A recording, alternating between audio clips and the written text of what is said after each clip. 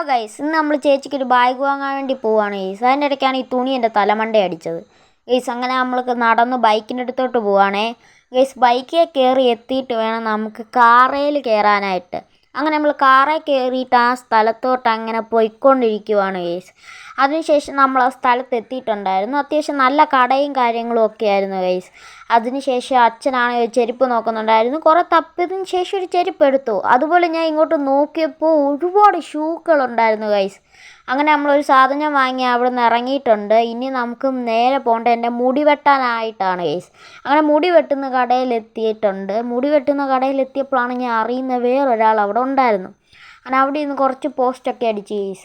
അങ്ങനെ ചേച്ചി ഇരിക്കുന്നു, അച്ഛനിരിക്കുന്നു. അതിൻ്റെ ഇടയ്ക്കാണെങ്കിൽ അച്ഛന് ഭയങ്കരമായിട്ട് വായിക്കുന്നുണ്ടായിരുന്നു ഗൈസ്. ഇന്നേരമായിട്ട് ഇങ്ങനെ വായിക്കുന്നത് ഞാൻ കണ്ടിട്ട് കാര്യങ്ങളോ ഒന്നുമില്ല ഗൈസ്.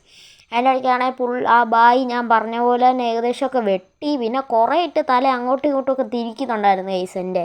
എൻ്റെ തല ഒരു വിധമായി അതിന് ശേഷം വെട്ടിക്കഴിഞ്ഞപ്പോൾ. കണ്ടില്ല, ഇപ്പം തന്നെ കണ്ടോ പുള്ളി ഓരോ വട്ടം തലയിട്ട് വെട്ടിക്കുക. അതിന് ശേഷം നമ്മളൊരു ചായക്കടയിൽ വന്നിട്ട് ഒരു കടി എടുത്തു ഗൈസ്. ഞാൻ ഒരു മുട്ട ബജ്ജി എടുത്തത്, അച്ഛൻ ഉള്ളിവട എടുത്തു, ഞാൻ ഒരു മുട്ട ബജ്ജിയും എടുത്തു ഗൈസ്. അതിനുശേഷം ചേച്ചി ഒരു സുഖിയൻ എടുത്ത് അത് കഴിച്ച് കാണിക്കുകയാണ് ഗൈസ്. എൻ്റെ അച്ഛനും കൊള്ളായിരുന്നു ഗൈസ്.